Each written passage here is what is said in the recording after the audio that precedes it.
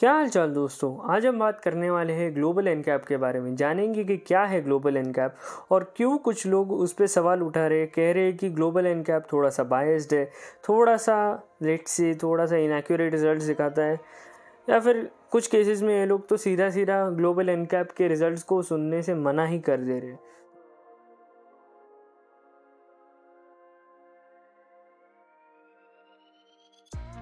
Global NCAP एक ऐसी organisation है जो कि हर एक गाड़ी का एक सेफ्टी असेसमेंट करती है, फ्रंटल ऑफसेट और साइड इम्पैक्ट क्रैश टेस्ट के बेसिस पे, और बाद में वो देखते हैं गाड़ी का स्ट्रक्चर और गाड़ी के child safety as well as passenger safety as well as driver safety. ये सारी चीज़ों का असेसमेंट करके वो उनको एक 5 पॉइंट स्केल पे उन जज करती है। जिस गाड़ी को 4 स्टार मिलते हैं वो काफ़ी अच्छी है, 5 स्टार काफ़ी ज़्यादा एक्सीलेंट है, 3 स्टार ठीक है लेकिन अगर स्ट्रक्चर ख़राब है तो ख़राब गाड़ी है, अगर स्ट्रक्चर स्टेबल है तो एक काफ़ी ठीक ठाक गाड़ी है in comparison to the car which is unstable in structure. अब हम बात करते हैं कुछ क्लेम्स के बारे में जो कि इन मिस्ट्री यूट्यूबर्स ने डाले हैं, और क्लेम्स काफ़ी बड़े हैं तो मैं आपको आसान शब्दों में समझाऊंगा। सबसे पहला क्लेम ये है कि कार मेकर्स जो है वो सिर्फ टॉप मॉडल्स भेजते हैं जिससे इनएक्यूरेट असेसमेंट होता है according to these pure journalist. मुझे एक बात आपको बतानी है, Global NCAP basically top models नहीं, ऐसे वेरिएंट्स बेचते हैं जहाँ पे स्टैंडर्ड सेफ्टी इक्विपमेंट हो, और उससे नीचे के मॉडल्स ग्लोबल एनकैप एक्सेप्ट नहीं करता क्योंकि बाद में इनएक्यूरेट असेसमेंट होता है। सो सेइंग कि वो टॉप मॉडल्स बेचता है काफ़ी इनएक्यूरेट इन्फॉर्मेशन है। द सेकेंड क्लेम इज़ कि साइड प्रोटेक्शन यूजलेस है, क्योंकि कार मैन्युफैक्चरर्स बताते हैं ग्लोबल एनकैप को कि हमें लेफ़्ट या राइट साइड का ही टेस्ट करो, तो लेफ़्ट और राइट साइड को ही वो ज़्यादा प्रोटेक्शन डालते हैं कार मेकर्स, और बाद में वो उनको टेस्ट करेंगे तो ऑब्वियसली रिज़ल्ट ख़राब होगा। नहीं, वो ऑब्वियस नहीं है क्योंकि ग्लोबल एनकैप सरप्राइज़ करता है कार मेकर्स को कि कौन सी साइड पे वो टेस्ट करने वाले हैं, तो ये भी एक काफ़ी इनएक्यूरेट इन्फॉर्मेशन है। अब रही बात एक अलग इन्फॉर्मेशन की जो कि थार के बारे में है। उनका एक बेस लाइन AX वेरिएंट था जो कि उन्होंने डिसकंटिन्यू करा महिंद्रा ने, क्योंकि वो कम सेफ्टी रेटिंग दिखा रहा था और वो उनकी ब्रांड इमेज को डिस्ट्रॉय कर रहा था, तो उन्होंने वो वेरिएंट निकाल दिया। और ये चीज़ मेरे ग्लोबल एनकैप इस चीज़ के लिए रिस्पॉन्सिबल है। I don't know how exactly it is, according to this pure journals it's the case, but I think it's up to the company itself, and I feel अगर उन्होंने डिसकंटिन्यू करा है तो वो अपनी सेफ्टी और अपने ब्रांड रेपुटेशन को बचाने के लिए करा है। और ऐसा नहीं है कि AX वेरिएंट बहुत ज़्यादा बिका है, लेकिन मेरे ख्याल से फॉर श्योर महिंद्रा जो है वो काफ़ी अपफ्रंट रहा है उनकी सेफ्टी के बारे में।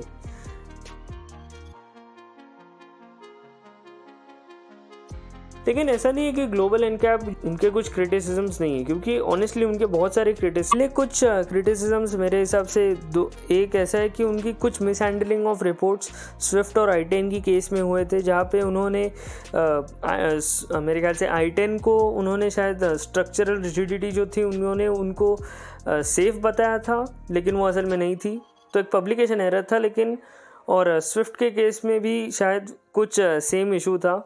ये जो पब्लिकेशन इशू थे वो बहुत जल्दी रिजॉल्व कर दिए गए, तो ऐसी बात नहीं है कि इन पे रिजॉल्व नहीं हुआ, लेकिन ये इशू होना काफ़ी गलत चीज़ है। और ब्लंडर्स करे हैं ग्लोबल एनकैप ने, और कुछ बड़े ब्लंडर्स की बात करूँ तो उसमें से ये है कि उन्होंने जो ये कहा सेफ्टी इक्विपमेंट जो टेस्ट करते हैं वो स्टैंडर्ड सेफ्टी इक्विपमेंट है, लेकिन पहले उन्होंने कहा था कि वो बेस इक्विपमेंट, असल में उन्होंने बेस सेफ्टी इक्विपमेंट को टेस्ट करेंगे। असल में मिस ट्रांसलेशन और मिस रिपोर्टिंग की वजह से ये चीज़ हुई थी, और ऐसा नहीं था कि ग्लोबल एनकैप की गलती डायरेक्टली थी, उसमें असल में गलती पब्लिकेशन की थी, जो कि मैं समझ सकता हूँ कि ग्लोबल एनकैप अल्टीमेटली एक ऐसी ऑर्गेनाइजेशन है जो कि नॉन प्रॉफिट है, तो उनके पास ऑब्वियसली काफ़ी ज़्यादा पैसे नहीं होते PR एजेंसीज़ को देने के लिए, तो इसलिए पब्लिकेशन एरर्स हो सकते हैं, and there is chance for improvement, and I think Global NCAP definitely did that.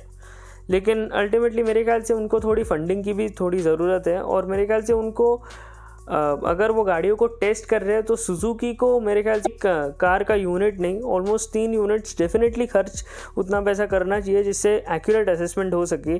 Tata Mahindra जैसे ब्रांड्स जो वो उनको गाड़ियाँ भेजते हैं, लेकिन अल्टीमेटली हमें ये समझना चाहिए कुछ ब्रांड्स जो नहीं भेजते गाड़ियों को, उसका मतलब ये नहीं है कि ग्लोबल एनकैप उन गाड़ियों का इनएक्यूरेट असेसमेंट करे। मैं रिक्वेस्ट करूँगा ग्लोबल एनकैप से कि अपनी जो गाड़ियाँ जो आप खरीदते हो वो उसी असेसमेंट से करो, हालांकि थोड़ी एक्सपेंसिव हो। Definitely ask for some funding, for sure I am very sure UN और organisations like UN will definitely provide you with the required.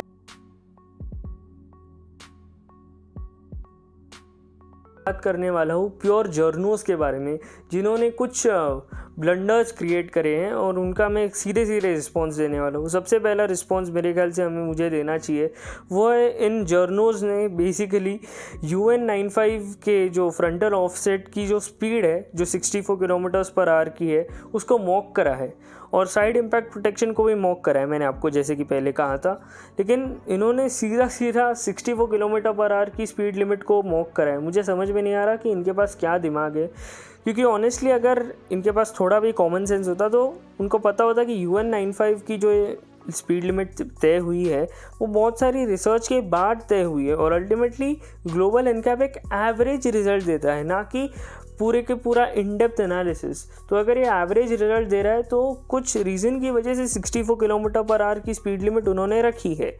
अब रही बात उनको इंक्रीज़ करनी चाहिए, 100 करनी चाहिए। मैं आपको बता दूं सेफ्टी प्रोटोकॉल 2022 में चेंज होने वाला है तो शायद वो स्पीड लिमिट इंक्रीज़ कर दे, लेकिन सीधा 64 km/h की स्पीड लिमिट को मॉक करना कि वो एक काफ़ी इनएक्यूरेट असेसमेंट है। मेरे ख्याल से वो एक काफ़ी आपका IQ दिखाता है और वो काफ़ी आपका लो IQ दिखाता है इनफैक्ट। अब मेरे ख्याल से कुछ और ब्लंडर्स जो इन्होंने क्रिएट करे वो basically ultimately common sense lacking है इन जर्नोज़ में। सो मेरे ख्याल से इनको रिस्पॉन्ड करने की ज़रूरत नहीं है, लेकिन फिर भी मैं कर रहा हूँ। और मेरे हिसाब से मेरा अगला जो क्रिटिसिज्म है वो ये है इन ब्लंडर्स के ऊपर। उन्होंने सीधे ब्लंडर्स जो ग्लोबल एनकैप ने किए उनको पॉइंट आउट ना करते हुए उन्होंने उल्टा जो लेमैन को भी समझ में आए जो गलतियाँ या फिर जो लूप होल्स आपको मिल रहे हैं वो अगर आपको भी समझ में आ जाए तो वो उससे वो ये कहना चाहते हैं कि ग्लोबल एनकैप इनएक्यूरेट है और एक पूरे का पूरा नैरेटिव शेप करना चाहते हैं और उनके फैंस भी उनको डिफेंड कर रहे हैं। तो मेरे ख्याल से उनको ये नहीं करना चाहिए और ये ऐसी चीज़ों से मेरे ख्याल से आप वेटरन कार इंथुजियस्ट और जर्नलिस्ट से अपना मजाक ही उड़ा रहे हो और कुछ नहीं कर रहे मेरे हिसाब से। अब मेरे ख्याल से अब मेरा अगला क्रिटिसिज्म इस प्योर जर्नोस पे होगा कि इन्होंने लैटिन एनकैप को काफ़ी अच्छे मतलब एक भगवान जैसे माना, लेकिन इनको एक चीज़ पता नहीं है कि लैटिन एनकैप और ग्लोबल एनकैप एक बेसिकली एक जॉइंट वेंचर की तरह चालू हुए हैं। हालांकि बहुत सेपरेट है, स्टिल वो दोनों ADAC जो कि एक जर्मन मोटरिंग एसोसिएशन है जो इन सेफ्टी एसोसिएशंस को लैब्स प्रोवाइड करती है, वो बेसिकली सेम जगह पे दोनों न्यू कार असेसमेंट प्रोग्राम को फॉर्मलाइज किया जाता है, वहीं पे दोनों प्रोग्राम्स को इम्प्लीमेंट किया जाता है। तो इनको एक बेसिक कॉमन सेंस नहीं है कि लैटिन एनकैप को अच्छा रिगार्ड करना, इसका मतलब ये नहीं है कि Latin NCAP somehow is better. Yes, Latin NCAP is more stricter than Global NCAP but it's not better, क्योंकि इट्स सो स्ट्रिक्ट कि आप बेसिकली गाड़ी को वो एक इनएक्यूरेट असेसमेंट है मेरे हिसाब से। सो कहना कि ग्लोबल एनकैप ख़राब है लेकिन लैटिन एनकैप सही है, पहली बात वो जॉइंट वेंचर है जैसे कि मैंने कहा, तो इससे भी आपका कॉमन सेंस दिखता है और इससे बेसिकली आप कितने बड़े बुद्धू हो वो भी दिख जाए। अगला ब्लंडर इन्होंने जो क्रिएट करा वो था कि इन्होंने कहा कि जो 5 स्टार कार्स है जैसे कि टाटा नेक्सॉन, XUV 500 ऐसी जो गाड़ियाँ हैं, ये अगर पीछे से हिट करेंगे, अगर कोई इनका पीछे से इंसिडेंट होता है, suppose it they are hit from behind in a case of accident, they are useless, these results are useless. Like seriously guys, तुम्हारे पास सही में कुछ कॉमन सेंस नहीं है। लाइक थोड़ा कॉमन सेंस यूज़ करो ना। मेरी बात सुनो, अगर कंपनी जो है वो अल्टीमेट प्रोटेक्शन देखती है ना, और अब तक मैं आपको सच बताऊँ कि अगर आप पीछे की अगर आप सेफ्टी जज कर भी रहे हो तो आपको ये समझना चाहिए कि कोई भी असेसमेंट प्रोग्राम जो है वो आज तक रियर कार सेफ्टी असेस नहीं कर पाया। अब ये मैं चाहूँगा कि इस 2022 के आगे जाके मैं कहूँगा कि बहुत सारी असेसमेंट प्रोग्राम्स रियर प्रोटेक्शन को भी अकाउंट में लेना चाहिए, लेकिन फ़िलहाल वो नहीं ले रहे। तो ऐसा कहना कि वो अल्टीमेटली यूज़लेस होंगी ये ख़राब है, क्योंकि 5 स्टार जो है इसका मतलब ये भी है कि उनको पीछे से their overall structure is measured na. So how come a company makes good parts for the front but makes bad parts for the rear of the car? It's not possible. They need to provide the same amount of material in the back side as well as the front side. That does not mean it's not good, it's not bad, but you don't know whether it's good or no. It's just that saying blatantly that it's not good, it just shows an inherent bias in you and shows your low level IQ as well. Ultimately but not lastly, उन्होंने ये जो mystery journalists हैं इन्होंने ऐसा भी कहा कि apparently गाड़ियों को लॉन्च के पहले टेस्ट किया जा रहा है। अब ये मुझे समझ में नहीं आ रहा, इनका IQ मैं अब तक 1000 बार बोल चुका हूँ कि इनका IQ लो है, लेकिन इससे इनका बुद्धूपना या फिर इनका मतलब अनपढ़ गिरी जो है इनकी साफ साफ दिख जाती है। क्योंकि seriously Global NCAP production cars को टेस्ट करता है। Cars are not tested before they are launched. Let me just tell you that's a fact and you can argue with me in the comments, but let me just tell you, cars are not tested in their concept phase because they are not ready for production. So I mean, क्या यार, मतलब थोड़ा दिमाग लगाओ। जब आप video बना रहे हो, सिर्फ लैपटॉप खोल के कोई अलग लैंग्वेज में बात कर रहे हो, तो इसका मतलब ये नहीं है कि हमको पता नहीं चलेगा। सबको पता चल रहा है और सच सामने है। So please grow a pair of balls as well as grow up a sense of common sense यार। like what the hell। And finally मेरे ख्याल से इनके हिसाब से ये जो असेसमेंट प्रोग्राम्स हैं इनको सिर्फ एयरबैग्स के लिए अप्रिशिएट किया जाना चाहिए। अब इनको कोई बताओ कि ये जो असेसमेंट प्रोग्राम्स है इंडिया में एटलीस्ट मैं आपको बताऊं एयरबैग्स जो हैं वो मैंडेटरी नहीं है। तो अगर आप इंडियन सेफ्टी स्टैंडर्ड्स को देखोगे तो एयरबैग्स जो है वो अगर आप नहीं भी लगाओगे फिर भी गाड़ी को आप लीगली बेच सकते हो। तो ऐसा कहना कि असेसमेंट प्रोग्राम्स में सिर्फ एयरबैग्स लगाइए ये गलत चीज़ है। स्ट्रक्चरल रिजिडिटी एक काफ़ी इंपॉर्टेंट फैक्टर है जब आप गाड़ी की सेफ्टी को मेजर करते हो। Let me tell you, Volvo is one of the safest brands, and it's not just because of the safety features they have. It's also just as important to make a good structure, a good rigid structure as well, which goes to define safety in a more deeper sense. तो ऐसा कहना कि सिर्फ airbags की वजह से आप बच जाओगे ये बहुत गलत चीज़ है, काफ़ी काउंटर इंटुइटिव चीज़ है।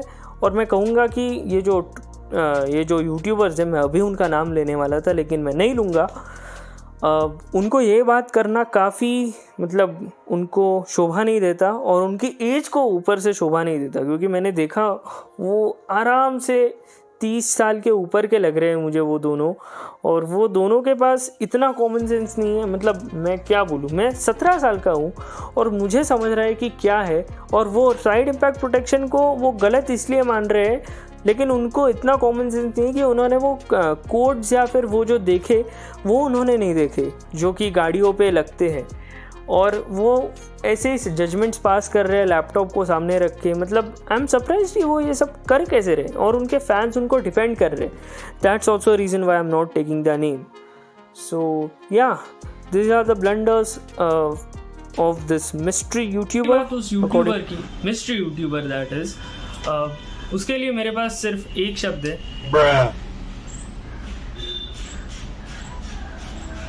And as for you guys I think जब भी आप किसी ऑटोमोटिव यूट्यूबर को देखते हो या फिर उनको अप्रिशिएट करते हो, उनको क्रिटिसाइज़ करना भी उतना ही ज़रूरी है, क्योंकि उसी लॉजिक से वो आगे प्रोग्रेस करेंगे अपनी जर्नी में।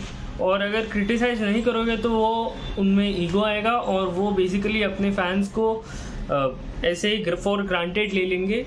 तो इसीलिए मैं आपको कहूँगा कि प्लीज़ क्रिटिसाइज़ करने से डरिए मत। और अगर आपको लगता है कि ग्लोबल एनकैप सही में कोई अच्छी चीज़ है तो प्लीज़ वीडियो को ज़रूर लाइक कीजिए और hashtag safer cars for India को ज़रूर सपोर्ट कीजिए। एंड उसी के साथ मेरे ख्याल से अगर आपको लगता है कि आप एग्री करते हो मेरे ओपिनियन से, तो please tell me down in the comment section why you agree. If you disagree, tell me down why you disagree with my video. और इसी के साथ ज़रूर लाइक, सब्सक्राइब और शेयर कर देना। मेरे सोशल मीडिया प्लेटफॉर्म्स पे ज़रूर मुझे फॉलो कीजिए। और इसी के साथ मैं चलता हूँ, मैं आपको मिलूँगा अगली वीडियो।